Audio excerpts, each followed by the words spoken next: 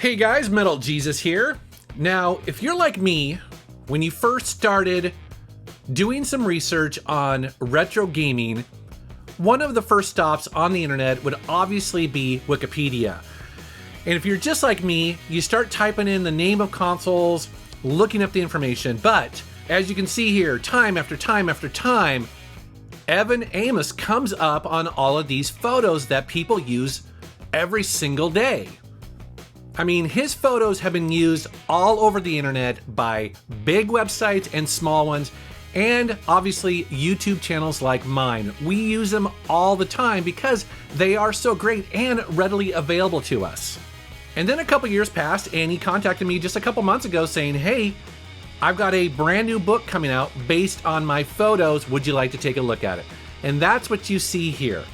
So let's go ahead and take a look at The Game Console, a photographic history from Atari to Xbox by Evan Amos. Right off the bat, you see he's going to cover 8 generations of consoles, pretty much from the beginning to the current gen. And as you see, he sticks mainly to game consoles. There are a few computers in there, but mostly this volume is just about game systems. And guys, I'm just going to do the highlights. This isn't going to be a page-by-page thing. I just kind of want to give you an idea what to expect in this book. And I'm going to highlight some of the things that I found a little surprising. So right off the bat, he jumps into Generation 1 and he shows the Magnavox Odyssey, released in 1972. And again, as you'll notice that his photos are just excellent. Then he moves on to Pong.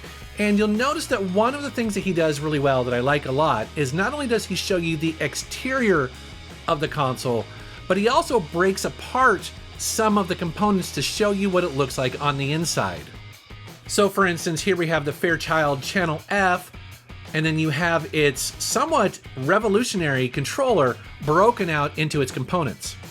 I like how on his page about the Atari 2600, he even goes so far as to show you the really rare 2700 prototype with its wireless controllers. The Vectrex was pretty innovative because it included a television, and here you can see it opened up in the back. Moving along here through time, I ran into something that I'd never seen before. Check this out. A video brain?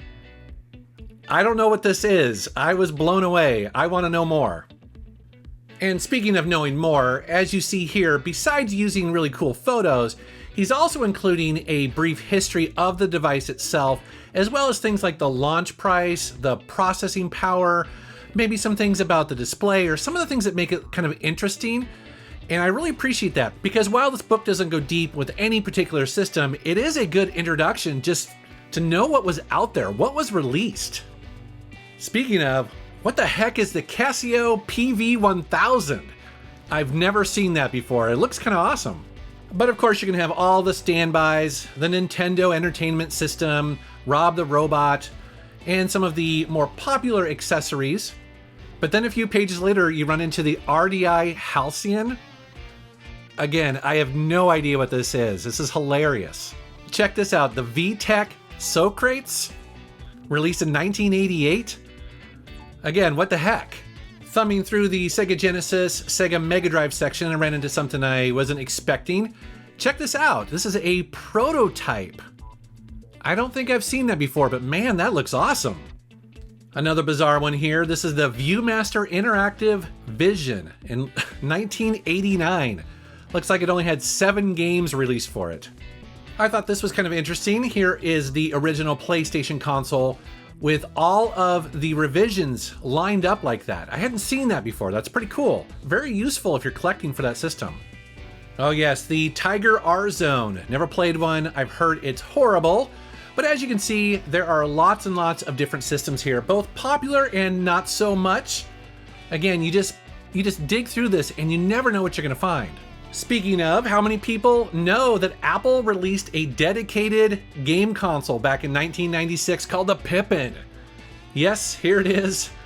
And yeah, it bombed for a reason, but still cool to see.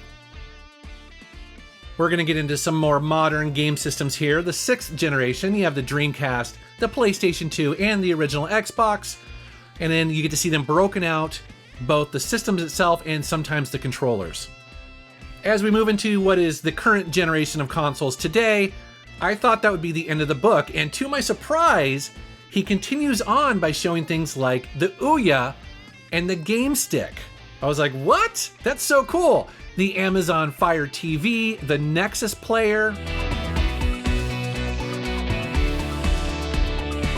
So guys, that's a quick look at the game console, a photographic history from Atari to Xbox by Evan Amos.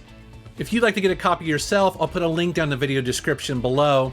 But please note, this is not a paid review or anything like that. Yes, he sent it to me as a thank you, but I really wanted you guys to see this because for a long time, Evan's been behind the scenes creating those excellent photos for everyone to use on Wikipedia. And this is a nice way to celebrate his contribution to the gaming community. All right, guys, thank you very much for watching. Thank you for subscribing, and take care.